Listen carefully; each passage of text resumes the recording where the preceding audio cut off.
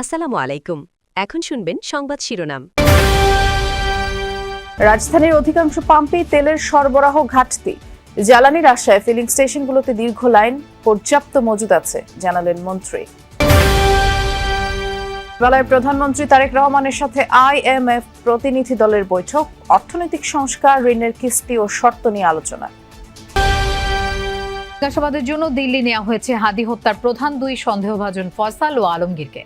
দেশে ফিরিয়ে এনে বিচার সরকারের অগ্রাধিকার। অনমনীয় অবস্থানের কারণে চাপে মার্কিন প্রেসিডেন্ট, মত বিশ্লেষকদের। বিশ্ববাজারে অস্থিরতার, দেশের ভেতরে বাইরে চাপের কারণে যুদ্ধ বন্ধের পথ খুঁজছেন ট্রাম্প। এতক্ষণ শুনছিলেন সংবাদ শিরোনাম, এখন শুনবেন বিস্তারিত সংবাদের আগে আমাদের যমুনা 24 টিভি চ্যানেলটিকে সাবস্ক্রাইব বা ফলো করে আমাদের সাথে থাকুন, আর কমেন্ট করে জানান আপনি কোথা থেকে সংবাদ শুনছেন। জ্বালানি তেলের খোঁজে রাজধানীর এক পাম্প থেকে অন্য পাম্পে ছুটছেন পরিবহন মালিক চালকরা। সকাল থেকেই বেশিরভাগ ফিলিং স্টেশনে তেলের জন্য দীর্ঘ লাইন, কিন্তু কাঙ্ক্ষিত জ্বালানি মিলছে না। ডিপো থেকে জ্বালানি তেল আসার কোনো সুনির্দিষ্ট সময়ও বলতে পারছে না কর্তৃপক্ষ, এবং অধিকাংশ ফিলিং স্টেশনেই ঝুলছে তেল নেই লেখা সাইনবোর্ড। অনেকে এক পাম্পে তেল না পেয়ে অন্য পাম্পে যেতে গিয়ে নিজের গাড়ির অবশিষ্ট তেলটুকু শেষ করে ফেলেছেন। সাধারণ মানুষের মধ্যে তীব্র আতঙ্ক কাজ করছে। আগামী কয়েকদিন এই সংকট আরও বাড়বে এমন ধারণা থেকেই অনেকে প্রয়োজনের অতিরিক্ত তেল সংগ্রহ করতে চাইছেন, যা ফিলিং স্টেশনের লাইন দীর্ঘতর করছে।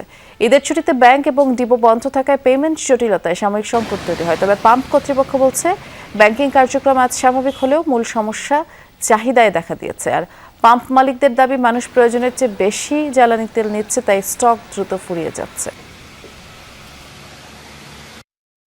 হেমাদপুর ওই দিক থেকে আসতে আসতে আসাদ গেট পর্যন্ত আসছি, মানে কোনো পাম্পেই তেল দিচ্ছে না। গাড়িটা স্টার্ট করতে গেলে 150 গ্রাম করে তেল একবারে জায়গা, এরকম যদি 1000 বার স্টার্ট করা লাগে তাহলে 2 লিটার আর লিটার তেল এমনিতেই পুরা যায়। গভর্নমেন্ট থেকে বারবার বলতেছে আমাদের প্যানিক হওয়ার জন্য না, পর্যাপ্ত পরিমাণে তেল আছে, কিন্তু দেখেন বাস্তব চিত্রটা দেখেন, আপনি নিজেও দেখছেন যে এখানে আসলে কোনো ধরনের তেল নাই। কালকে আমরা যে তেল পাইছি মানে কোঠায়, সেই তেলটা কালকে ভোর রাত্রে শেষ হয়ে গেছে।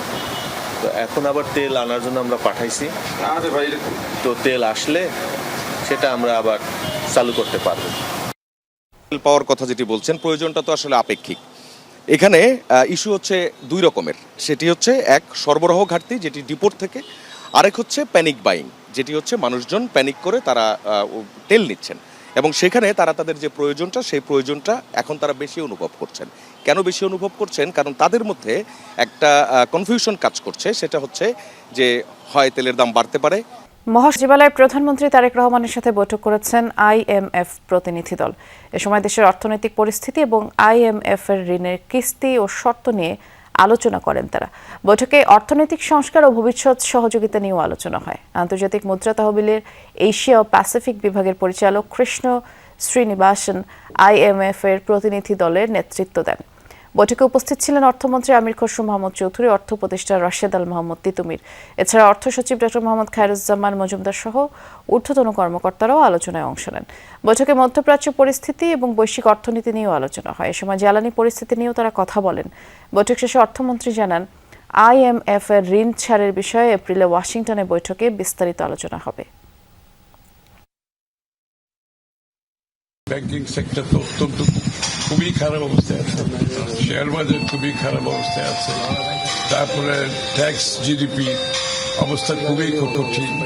তো এগুলো থেকে উত্তরণ করতে হলে আমাদের যে ইলেকশন ম্যানিফেস্টোতে আমরা যে কথাগুলো বলেছি, আমরা বলেছি এগুলো বাস্তবায়নের মাধ্যমে এটা সম্ভব, এবং এগুলো বাস্তবায়নের যে পদক্ষেপগুলো আমরা একটার পর একটা নিয়ে যাচ্ছি। প্রিয়জনের সাথে ঈদ উদযাপন শেষে আবারও ঢাকায় ফিরতে শুরু করেছেন মানুষ। ভোরে সদরঘাট লঞ্চ টার্মিনালে ঢাকায় ফেরা মানুষের ভিড় দেখা যায়। দক্ষিণাঞ্চলের বিভিন্ন এলাকা থেকে সন্ধ্যায় ছেড়ে আসা লঞ্চ ভোরের দিকে সদরঘাট টার্মিনালে পৌঁছায়। এ সময় যাত্রীরা জানান, পরিবারের সবাইকে নিয়ে খুশির ঈদ উদযাপন শেষে তারা নির্বিঘ্নেই ঢাকায় ফিরেছেন। আর ছুটি শেষে আবারও কর্মদিবস শুরু হয়, অনেকেই আজই অফিসে যোগ দেবেন। মাঝে 2 দিন কর্মদিবসের পর আবারও 3 দিনের ছুটি থাকায় পরিবারের অনেক সদস্যই আগামী শুক্র শনিবার ঢাকায় ফিরবেন বলে জানান তারা। খুব সুন্দরভাবে ঈদ কেটেছে, এবং লঞ্চে আমি লঞ্চে খুব সুন্দরভাবে আমরা এখানে আসছি পড়ছি ঢাকায়। জিজ্ঞাসাবাদের জন্য দিল্লি নেওয়া হয়েছে ওসমান হাদি হত্যার প্রধান দুই সন্দেহভাজন ফয়সাল করিম মাসুদ ওরফে রাহুল ও আলমগীর হোসেনকে। সোমবার রাতে ভারতের কেন্দ্রীয় তদন্তকারী সংস্থা এনআইএর একটি বিশেষ দল কলকাতা থেকে দিল্লি নিয়ে যায় তাদের। সেখানেই জিজ্ঞাসাবাদ করা হবে অভিযুক্তদের। এর আগে রোববার উত্তর 24 পরগনার বিধাননগর মহকুমা আদালতে তোলা হয় তাদের। সে সময় দুজনকেই 12 দিনের জেল হেফাজতে পাঠানোর নির্দেশ দেন আদালত। সেদিন হাদি হত্যাকাণ্ডে জড়িত থাকার কথা অস্বীকার করে ফয়সাল, গণমাধ্যমের কাছে দাবি করে এই হত্যাকাণ্ড বিএনপি জামায়াতের চাল। কলকাতায় আটক হাদি হত্যার আসামিদের জিজ্ঞাসাবাদের জন্য এখনও কনসুলার অ্যাক্সেস পায়নি ঢাকা। পররাষ্ট্র প্রতিমন্ত্রী বলছেন তাদের ফিরিয়ে এনে বিচার কার্যকর করা সরকারের অগ্রাধিকার। আর প্রতিবেশী দেশটি থেকে জ্বালানি আনার ব্যাপারেও সবুজ সংকেত মিলেছে বলে দাবি করেন তিনি। মধ্যপ্রাচ্যে চলমান যুদ্ধে এখন পর্যন্ত ইরানে থাকা বাংলাদেশিরা নিরাপদ আছেন দাবি করে প্রতিমন্ত্রী বলেন, প্রয়োজনে তাদের ফেরাতে উদ্যোগ নেবে সরকার। ইনকলাব মঞ্চের আহ্বায়ক প্রয়াত ওসমান হাদি হত্যায় সন্দেহভাজন ফয়সাল ও আলমগীরকে গ্রেপ্তারের পর 2 সপ্তাহে রিমান্ডে নিয়েছিল কলকাতা পুলিশ। তারপর দ্বিতীয় দফায় জেল গেটে আরও জিজ্ঞাসাবাদের জন্য তাদের দিল্লিতে নিয়েছে দেশটির গোয়েন্দা সংস্থা। আর ঈদের আগে তাদের ভারতে পালাতে সহায়তার দায়ে ফিলিপকে আটক করে জিজ্ঞাসাবাদ শুরু করেছে কলকাতা পুলিশ। ফয়সাল ও আলমগীর গ্রেপ্তারের পরপর ইসরায়েল জুড়ে জোরালো হামলা অব্যাহত রেখেছে ইরান। স্থানীয় সময় মঙ্গলবার ভোরেও দেশটির বিভিন্ন এলাকা লক্ষ্য করে মিসাইল ছুড়েছে দেশটি। এর আগে রাতভর হামলা চালিয়েছে।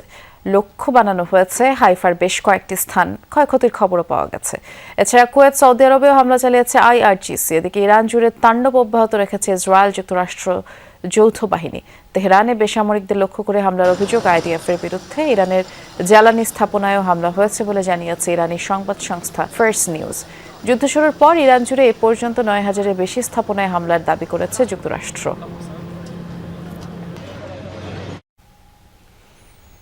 তবে কি ইরানের অনমনীয় অবস্থানের কারণে কোণঠাসা হয়ে পড়ছেন মার্কিন প্রেসিডেন্ট ডোনাল্ড ট্রাম্প? 3 সপ্তাহেরও বেশি সময় ধরে দেশটিতে টানা হামলা চালাচ্ছে যুক্তরাষ্ট্র, ইসরায়েল। তবে জোরালো পাল্টা জবাব দিয়ে যাচ্ছে ইরানও। এর পাশাপাশি হরমুজ প্রণালী কার্যত বন্ধ করে দিয়ে বিশ্ব তেলের বাজারে তৈরি করেছে লাগামহীন অস্থিরতা। এমন পরিস্থিতিতে ঘরে বাইরে বেশ চাপেই পড়েছেন মার্কিন প্রেসিডেন্ট। বিশ্লেষকরা বলছেন চাপ সামলাতে এখন যুদ্ধ বন্ধের পথ খুঁজছেন ট্রাম্প।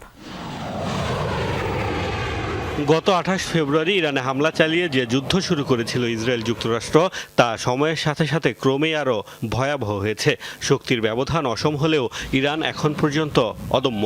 দেশটির সামরিক সক্ষমতা প্রায় ধ্বংসের দাবি কয়েকবার